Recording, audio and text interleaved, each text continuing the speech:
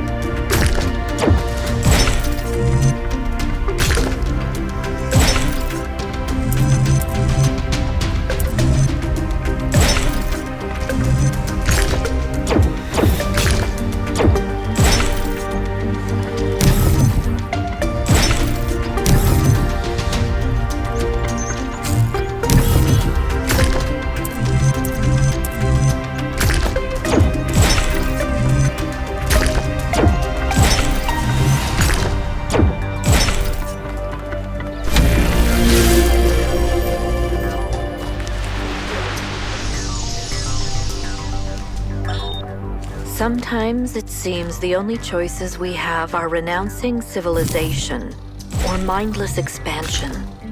But that's not the only path forward. Embracing deliberate control over nature doesn't have to mean destruction. We are a species of artists and artisans, blessed with the ability to transform the raw material of the cosmos into new and better shapes. Shapes that have meaning. With our technology, we can take this chaotic world, so full of suffering, and turn it into a work of art.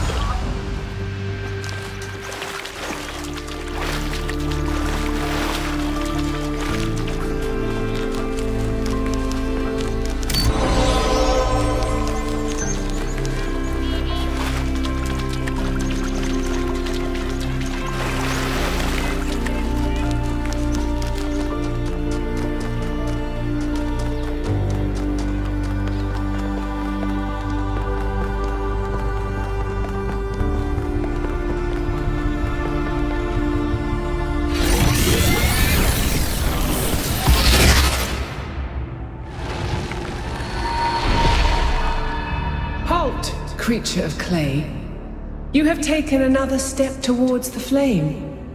Before you continue, ask yourself, have the gifts of Prometheus ever truly benefited your people? Or have they brought nothing but strife?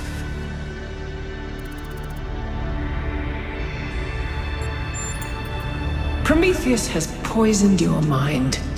Turn away from the flame, or you will be bound, as he was.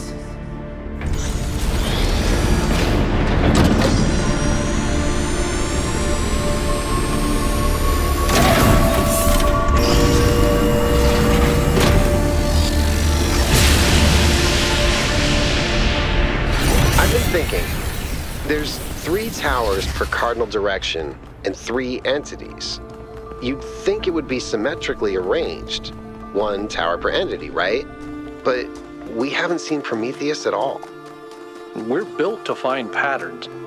Maybe we're trying to find patterns where there aren't any.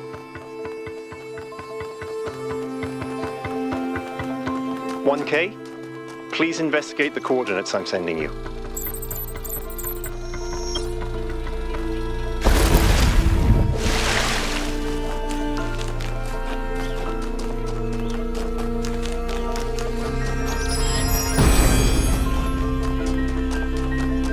None may know what came first, error or sin, and yet every choice depends on it.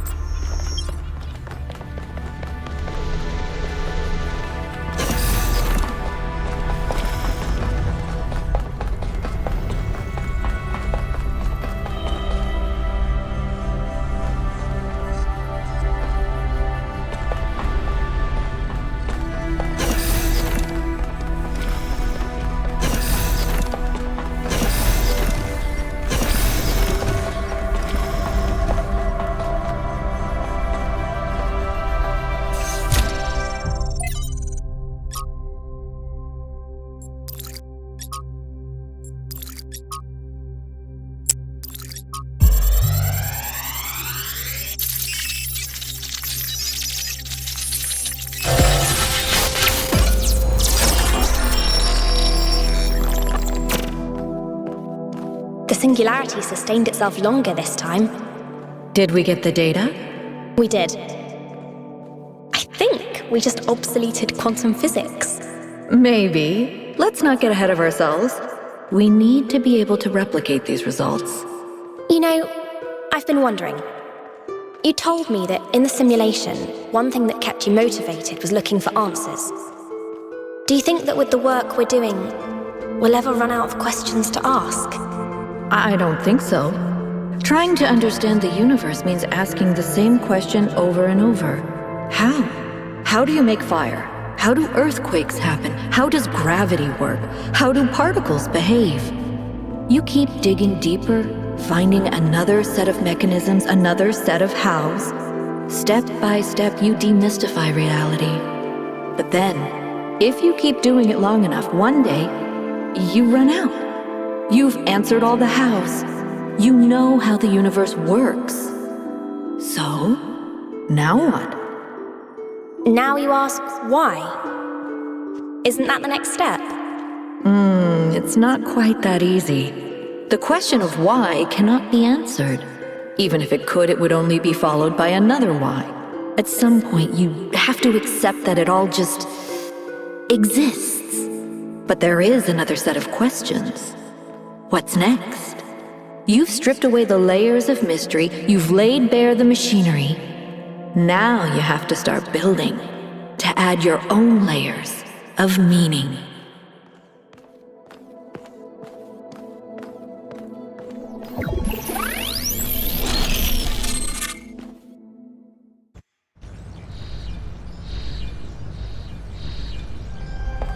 Are you okay? You overloaded again.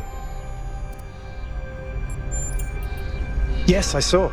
It came through on your stream. Strange to hear her voice again. But that was her. The way I remember her. The real Athena. Not this imaginary founder.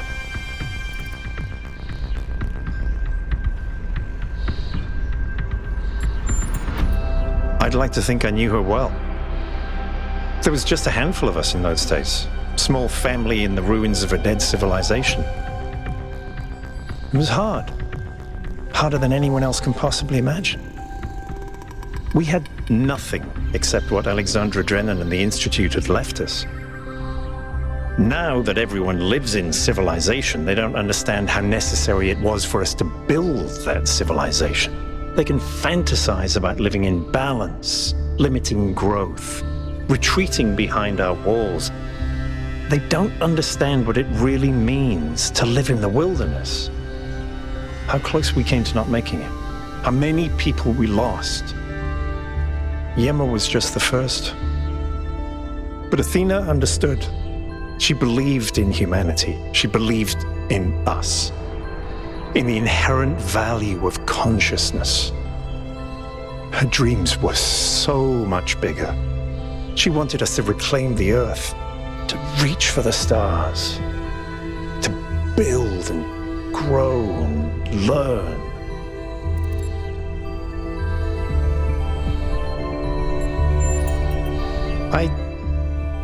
I don't know. I understand why she became frustrated when the city started thinking more about itself than about the future. It was frustrating for all of us. But we were still fighting for that future together. What I don't understand is why she didn't tell me.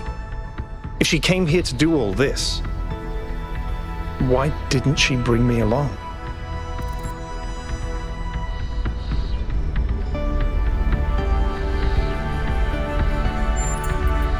You might be right. But I'd like to think she had her reasons, and maybe we're not that far from finally understanding. Speaking of which, let's get back to exploring. Melville should have reconnected the next station by now.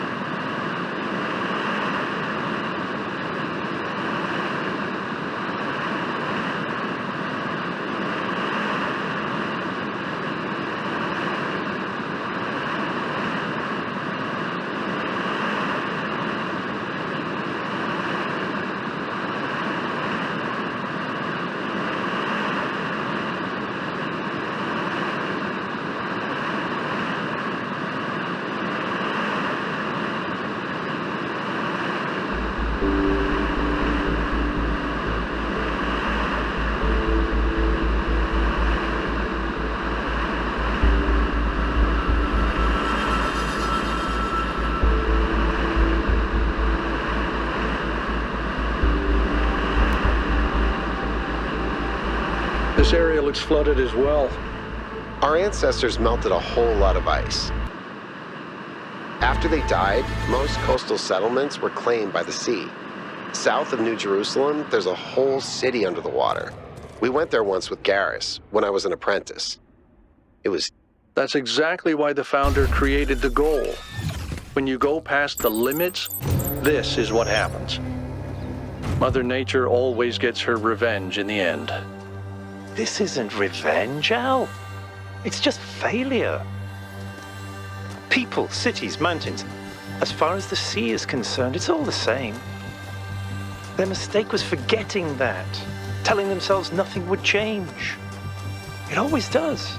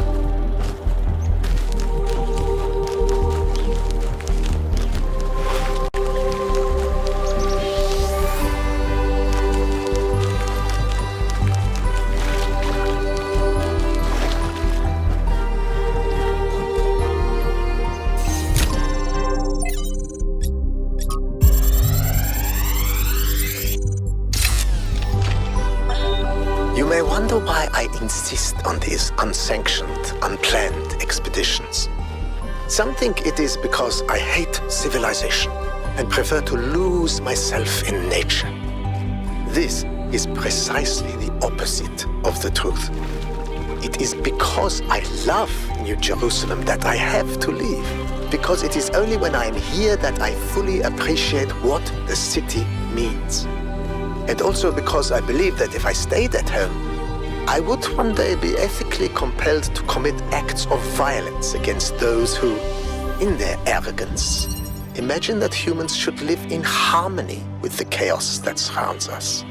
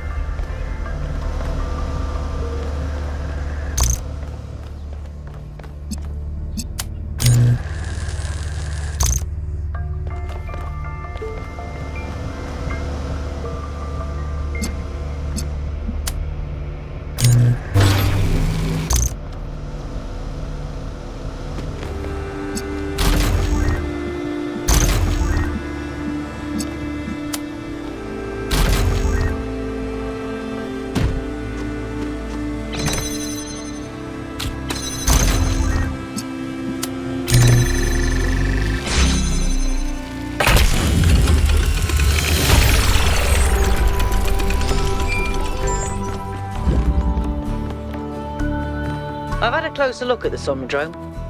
It's based on the original prototype with some modifications. As usual, the data is a mess, but I strongly suspect there might be a functional version somewhere. I know some of you have heard stories about the answers this device might reveal, but please remember, that is not our main priority here. Keep an eye open for it, but focus on finding Athena.